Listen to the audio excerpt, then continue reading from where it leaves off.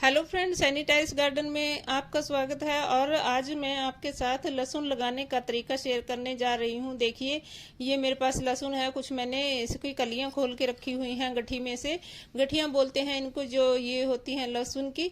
और ये मेरे पास मिट्टी है। इस टब में मैं लगाऊंगी। इस टब को मैंने 18 से 20 दिन पहले रेडी करके रखा था। इसमें पानी डाल के नीचे मैंने इसमें किचन और गार्डन वेस्ट डालकर ऊपर मैंने मिट्टी बनाकर जो रखी हुई है, काफी सारी मिट्टी बना रखी है मैंने, वो डाली हुई है। इसमें राइस हाउस के गोबर खाद, सैंड मिक्स मिट्टी और थोड़ी चिकनी मिट्टी और राख मिलाकर, किचन कंपोस्ट मिलाकर सब चीजें वो बनाकर मैंने अच्छी मिट्टी रेडी करके रखी हुई है, वो मैंने डाल दी थी। और ऊपर से मैंने 1-2 बार इसमें पानी लगा दिया है, तो मिट्टी अच्छी सॉफ्ट हो गई है। और जो डली थी इसमें वो भी फूट गई है।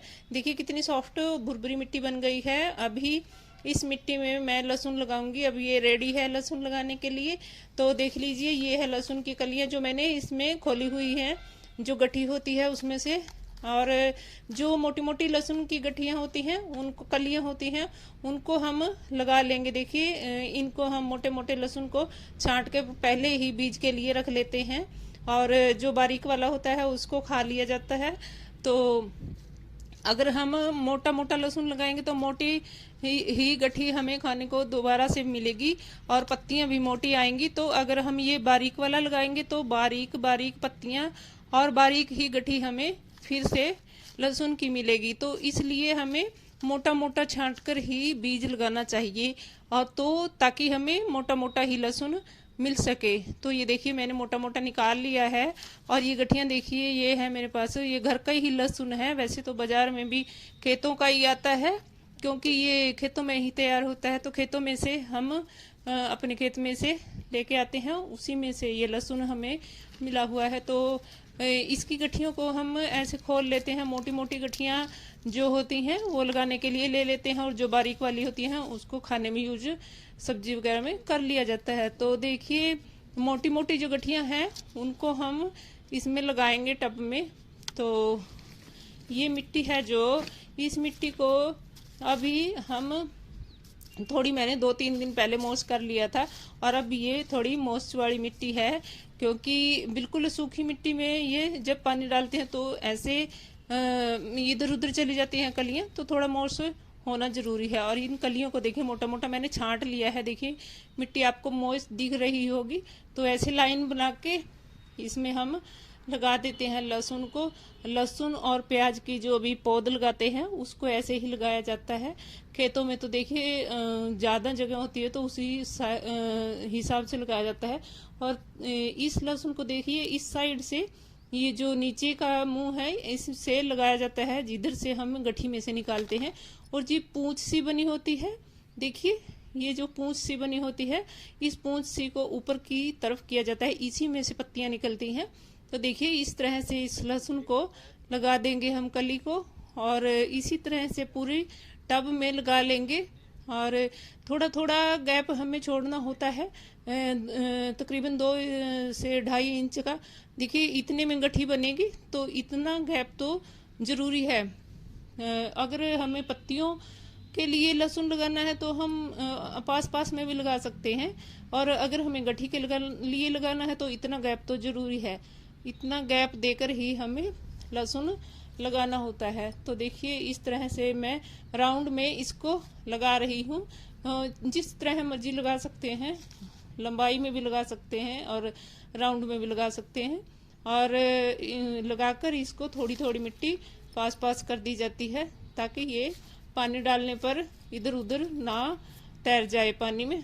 तो थोड़ी थोड़ी मिट्टी लगा देंगे, और इसका जर्मिनेशन अच्छे से हो जाए, इसलिए इसके आसपास थोड़ी थोड़ी हम मिट्टी लगा रहे हैं। तो देखिए, इस तरह से आप भी लहसुन अगर टेरिस पर लगाना चाहते हैं, और छोटे से टब में ही आप देखना चाहते हैं कि साग सब्जी में हम अपना ऑर्गेनिक लहसुन कैसे रेडी कर सकते हैं, तो इस तरह से आप भी लहसुन लगाइए। ये सही टाइम है।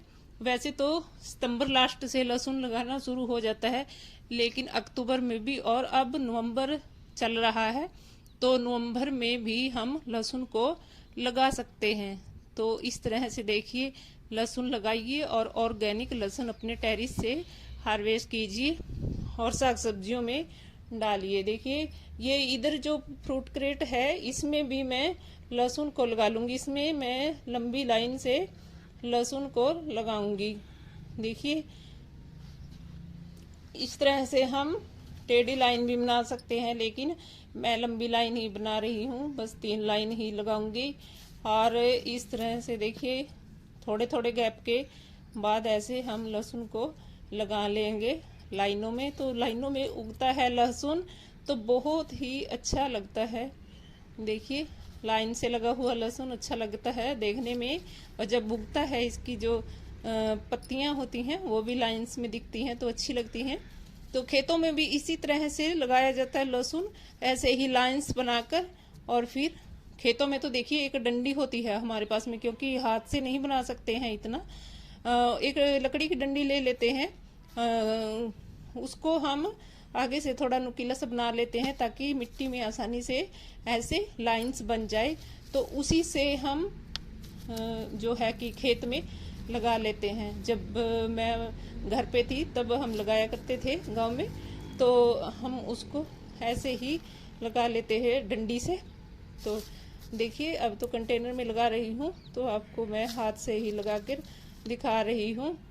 तो दोस्तों देखिए लहसुन लगाने का ये तरीका आपको कैसा लगा कमेंट में बताना ज़रूर। और आप भी अपना टेरेस गार्डन में छोटे छोटे कंटेनर्स में ऐसे, अगर हम दूसरे पौधों के साथ भी इसको कहीं कहीं पे एक एक कली ऐसे लगा दें तो वहां से भी हमें अच्छी साग सब्जी के लिए लहसुन की पत्तियां हार्वेस्ट हो जाती हैं, और गठी भी मिल जाएगी और पत्तियां भी खाने को मिल जाएंगी।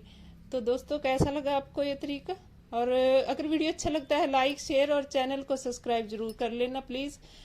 देखिए अब लहसुन लग गया है। अब मैं इसमें लगाकर और फिर हल्के से फुहारे से फिर पानी डाल दूंगी ताकि ये तैरे नहीं मिट्टी में, क्योंकि अभी देखिए सॉफ्ट मिट्टी है तो तैरने के डर से। और ये है मेरे पास, इसमें भी मैं कोई भाजी लगा लूंगी कुछ भी। तो देखिए ये है मेरा धनिया, ये मैं थोड़े थोड़े दिन के गैप के बाद लगाती रहती हूँ। और ये सरसों है, इसमें से जो घनी हो रही है कुछ कुछ मैं पहले निकाल लूंगी जड़ से, और फिर थोड़ी बाद में होती रहेगी बड़ी।